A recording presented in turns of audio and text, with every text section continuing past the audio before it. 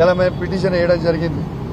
ఇలా ఆ పిటిషన్ వేసింది మేము 18/3/2024 నాడు. ఇలా పార్టీ మారిండు,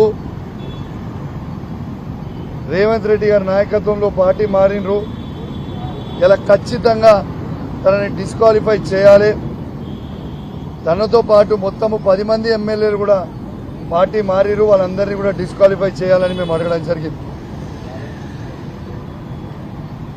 ఇవాళ నాగేందర్ గారిది పర్టికులర్గా మరొక్కసారి బీజేపీ కాంగ్రెస్ పార్టీ ఒకటే అని స్పష్టంగా కనబడ్డదని చెప్పి సందర్భంగా తెలియజేస్తా ఉన్నాను.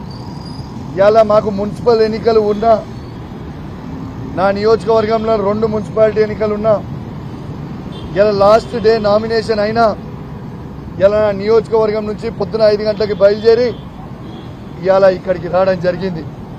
బీజేపీ వాళ్ళు కూడా పిటిషన్ వేసి మహేశ్వర్ రెడ్డి గారు హాజరు కాకుండా మాకు మరొక డేట్ ఇవ్వండి, మరియు 18 తారీఖుకి మా డేట్ ఇవ్వండి అని వాళ్ళు పిటిషన్ వేసారు. అంటే ఎంత స్పష్టంగా కనబడతా ఉంది ఈ రాష్ట్రంలో బీజేపీ కాంగ్రెస్ మ్యాచ్ ఫిక్సింగ్ అనేది మరొకసారి క్లియర్గా కనబడతా ఉంది. ఎందుకంటే దానం నాగేందర్ గారి disqualification clear cut. BRS party MLA ఉండుకుంటూ కాంగ్రెస్ పార్టీ ఎంపీగా పోటీ చేయడం వల్ల క్లియర్ కట్ ఎవిడెన్స్ అయిపోయింది. కాబట్టి డిస్క్వాలిఫై కంపల్సరీ కావాల్సి వస్తుందని ఇలా టైం బై చేయడానికి ఇలా మళ్ళొక్కసారి బీజేపీ కాంగ్రెస్ పార్టీ ఒక్కటైందని చెప్పక తప్పదు. నేను నాతో పాటు మా న్యాయవాదులు ఇద్దరు మేమందరం కూడా రెడీగా ఆ డాక్యుమెంట్స్ అన్ని తీసుకొని పోయినాం లోపలికి ఇవాళ. కానీ మరొక్కసారి మీ అందరికి కూడా చెప్తా ఉన్నాను, బీజేపీ కాంగ్రెస్ ఒకటే మరొక్కసారి స్పష్టంగా ఈ తెలంగాణ రాష్ట్రంలో ప్రూవ్ అయిందని చెప్పక తప్పదని చెప్పి ఈ సందర్భంగా మీ అందరికి కూడా తెలియజేస్తా ఉన్నాను. దాంతోపాటు నిన్న నా మీద పోలీసు వాళ్ళు చేసిన అతి ఓవర్ యాక్షన్, ఇలా అతి ఓవర్ యాక్షన్ అంటే ఓవర్ యాక్షన్, కరీంనగర్ సిపి గారు, హుజరాబాద్ ఏసీపీ గారు, జమ్మికుంట రూరల్ సిఏ గారి మీద నేను ప్రివిలేజ్ మోషన్ మూవ్ చేయడం జరిగింది. స్పీకర్ గారికి ఈ ప్రివిలేజ్ మోషన్ ఇవ్వడం జరిగింది. చాలా పాజిటివ్గా స్పీకర్ గారు స్పందించిండ్రు, దాని మీద ఎండోర్స్ కూడా చేసిండ్రు. ఖచ్చితంగా దీన్ని వెంటనే ఫైల్ పుటప్ చేయండి, వారి మీద సీరియస్ యాక్షన్ ఉంటుంది అని స్పీకర్ గారు చాలా సానుకూలంగా స్పందించినని చెప్పి కూడా ఈ సందర్భంగా తెలియజేస్తా ఉన్నాను. ఎటు పరిస్థితిలో ఈ ఆఫీసర్లని వదిలిపెట్టే ప్రసక్తే లేదు. న్యాయం జరిగే వరకు వదిలిపెట్టగాక పెట్టను. మీరేదో మీరు ఆఫీసరు, మేము ప్రజాప్రతినిధులము, మీరు ఎంప్లాయీస్, మేము ప్రజాప్రతినిధులము. అంటే మాకు ప్రజలు ఓటేస్తే మేము ఎన్నికైనాం.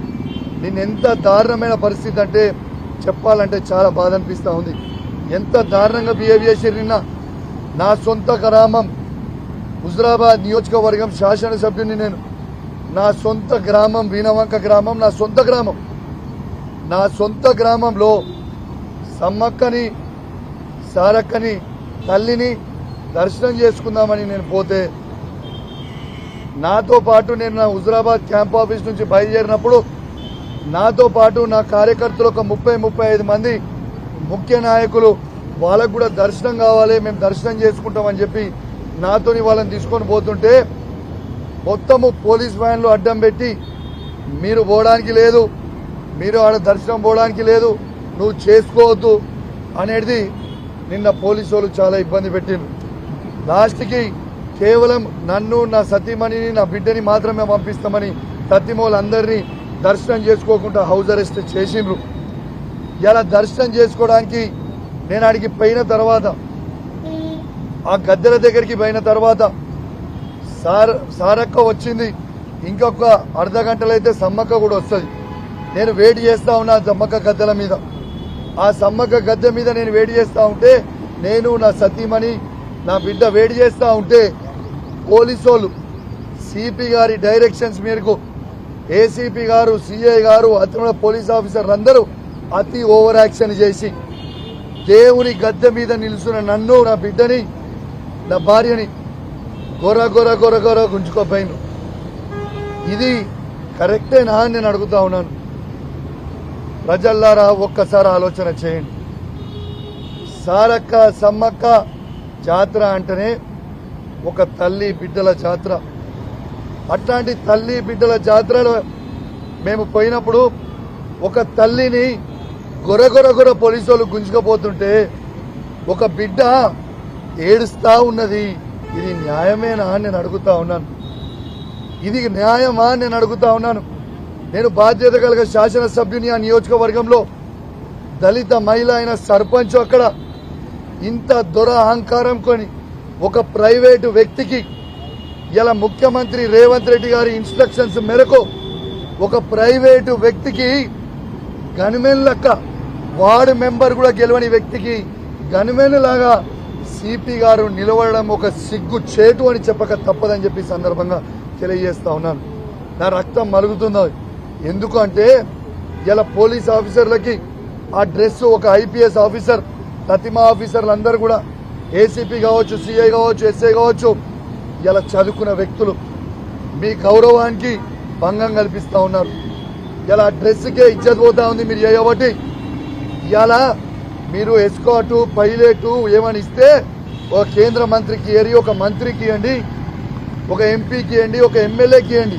అయినా వార్డు మెంబర్ కాని వ్యక్తికి కూడా గన్మెన్ లెక్క నిలుసొని నడవడం అనేది ఎంతవరకు కరెక్ట్ అని నేను అడుగుతా ఉన్నాను. అయినా సమ్మక్క సారక్క జాతరకి పోయే అధికారం నాకు లేదా? నేను దండం పెట్టుకునే అధికారం నాకు లేదా? ఒక దళిత మహిళని అవమానించే విధంగా ఇలా సిపి గారు, ఏసీపీ గారు, సిఐ గారు ప్రవర్తించారు. ఒక దళిత మహిళా సర్పంచ్ని ఇలా జుట్టు పట్టుకొని గొర్ర ఉంచుకోపోయారు. ఇది ఎంతవరకు కరెక్ట్ అని నేను అడుగుతా ఉన్నాను. అంటే దళితులు బాగుపడొద్దా? దళితులది పెద్దరికం ఉండొద్దా? ఇదే దళితులు ఆడ వచ్చి కొబ్బరికాయ కొట్టొద్దా? కొట్టి దేవునికి మొక్కొద్దా అని నేను అడుగుతా ఉన్నాను. ప్రజల్లారా ఆలోచన చేయండి. ఎంత దౌర్భాగ్యమైన పరిస్థితి నడుస్తూ ఉందో.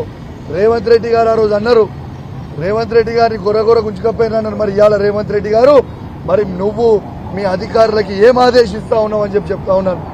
నేను గ్యారంటీగా చెప్తా ఉన్నాను, రేవంత్ రెడ్డి గారు కాసుకోండి.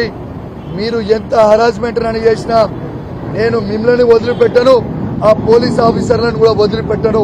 ఇది నా మాట అని చెప్పి ఈ సందర్భంగా మీ అందరు కూడా మీ ద్వారా వాళ్ళని హెచ్చరిస్తా ఉన్నాను. ఇలా నేను చెప్తా ఉన్నాను, ఈ ఓవర్ యాక్షన్ చేసిన పోలీసు వాళ్ళని ఖచ్చితంగా ఇలా ప్రివిలేజ్ మోషన్ మూవ్ చేసిన ఇలా మా మహిళా సర్పంచ్ గారు ఇలా పోలీస్ స్టేషన్ లో ఎస్సీ